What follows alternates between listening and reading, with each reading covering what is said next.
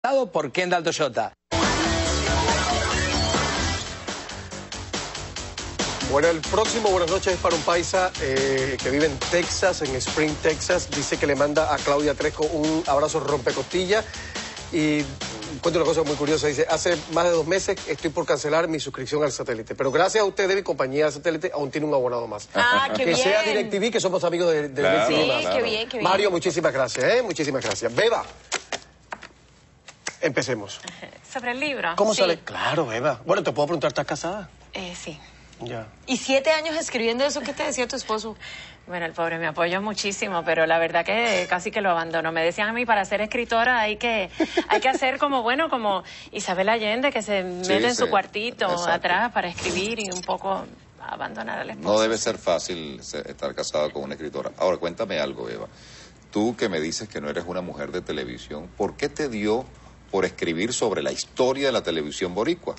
Porque la familia de don Tommy Muñiz, que es muy conocido, él es uno de los principales arquitectos de la televisión puertorriqueña, por decirlo de algún modo. No hay un puertorriqueño que no sepa quién es don Tommy Muñiz. ¿Verdad? Ellos me pidieron que escribiera su legado y cuando yo quise enterarme de la historia para poderla escribir, porque yo soy muy perfeccionista, me di cuenta que no existía un texto sobre la historia de la televisión en Puerto Rico y entonces hice una investigación exhaustiva en la biblioteca de la Universidad de Puerto Rico, que pasé a formar parte de la decoración de la biblioteca hasta las 10 de la noche que cierran y es una historia requete interesante que merecía perpetuarse en un libro. Claro. Y entonces dije, pues hago unas memorias noveladas y a través de los emblemáticos espejuelos de don Tommy cuento cómo se fueron creando cada una de las televisoras de Puerto Rico. Que es un poquito la historia de Puerto Rico en los 50. Lo que pasa es que la televisión teje nuestro pasado colectivo, si lo pones. O sea, yo iba leyendo periódicos e iba viendo, Dios mío, la visita del Papa Juan Pablo II a Puerto Rico, la caída de Karl Wallenda, que a lo mejor ustedes no se acuerdan, en Puerto Rico fue una cosa tremenda, un funámbulo ruso que se cayó en Puerto Rico y eso lo televisaron, la muerte de Roberto Clemente. Todas esas imágenes televisadas tejen nuestro pasado colectivo y entonces los puertorriqueños y muchos otros latinoamericanos que van leyendo el libro se van enterando de la historia de la televisión, de la historia de Antomi y recrean su propia historia. Háblame un poquito de la pasión, porque tal vez mucha gente allá no sabe que tú eres en realidad cubana. Yo soy cubana, sí. Háblame un poquito de la pasión, no solo por invertir 7 años de tu vida, sino también meterse de lleno en una historia de obviamente un país que no es el tuyo. Sí, pero yo me siento también puertorriqueña. Mi esposo y mis hijas son puertorriqueñas. Claro. Y yo llegué allí a los 6 años.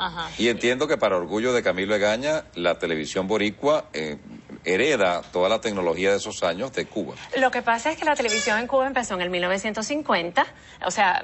Sí, 4 años antes, no por falta de interés por parte de los puertorriqueños, sino que ellos dependían de los permisos de la FCC, por ser territorio norteamericano, y pues los cubanos no. Y entonces cuando la televisión fue a llegar a Cuba, todos los puertorriqueños, o sea, me refiero a artistas, dueños de televisoras, productores, hasta los de maquillaje, fueron a aprender de televisión, a aprender la técnica y a aprender de televisión a Cuba. Qué bien. Y luego, pues, con esto de lo de Fidel Castro, pues también el oleaje, la marejada del exilio cubano, de buenos artistas que cayeron en Puerto Rico y ahí se hicieron de un nombre, pues también hubo mucha influencia. Mira, ¿qué has descubierto así de lo más, cuando terminaste la investigación, qué fue algún punto extraordinariamente interesante o polémico que descubriste algo que la gente creía y no era así?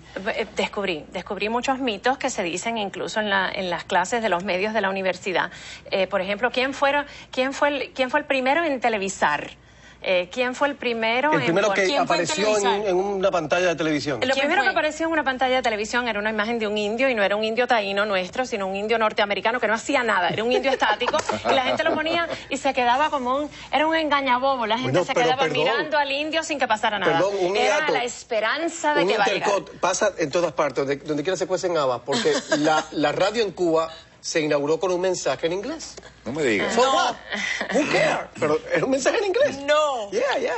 Eso pasa. Pues nada, primero se vio el indio, luego se vieron, pero o sea, la televisión comercial la inauguró en realidad Telemundo, la televisión comercial, con un programa que se llamó El caso de la mujer asesinadita. La primera cara que salió... Sí, ese capítulo. O sea, asesinada pero chiquitico. Sí, o sea, no... asesinadita, era una comedia, sí.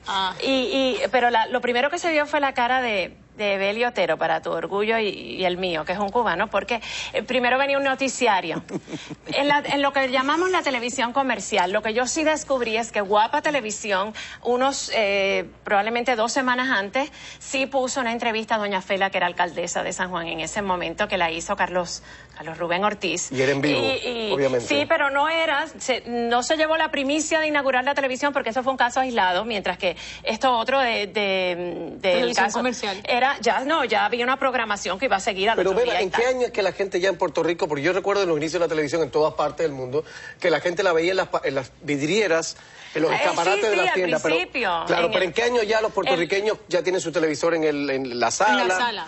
Bastante pronto, porque somos unos noveleros, bastante pronto todo el mundo, el vecino que se hacía de un televisor de momento era el vecino más popular del barrio. Todo el porque mundo iba por la noche para casa del vecino. Sí, todo el mundo iba a casa del vecino a ver televisión, pero luego la gente se empeñó lo que no tenía para comprarse el aparato. Algunos porque se convirtió en un símbolo de estatus. Algunos ponían la antena sin tener el aparato. No. Porque, Dios, sí. eso O no sea, debería. tenían la plata para la antena, pero no les alcanzaba para el televisor. Así. Ensillaban la bestia sin comprarla. Eso Mira tú. pasaba. Y me preguntaste, primicias, ¿quién fue el primero en televisar a colores? ¿Quién? Bueno, dice Telemundo que fue un especial de Rafael. Y dice, todavía lo aseguran. Y yo leyendo los periódicos, porque te digo que es el primer libro sobre la historia de la televisión en Puerto Rico, me encuentro el programa Rambler Rendezvous de Tony Chiroldes, que está casado con Vilma Carbia. Tony Chiroldes, un cubano, Vilma Carbia, una puertorriqueña. Tenía un programa de variedades finísimo y exitosísimo, y ellos fueron los primeros en traer a color. Me refiero a un programa local. Antes de eso habían aparecido latas en el año 66. Claro, que venían en el 67.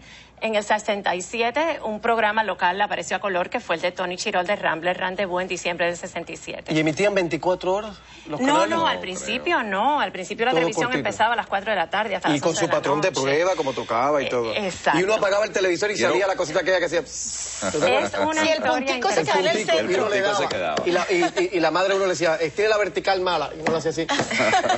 Beba, quiero preguntarte algo, porque este libro se ha convertido en una referencia no solamente para el público y para todos los que vemos televisión, sino también una referencia de corte académico sumamente importante en la universidad. En la universidad. O sea, porque como no existía nada, tú eres la pionera de todo esto y por eso es que se convierte en un bestseller.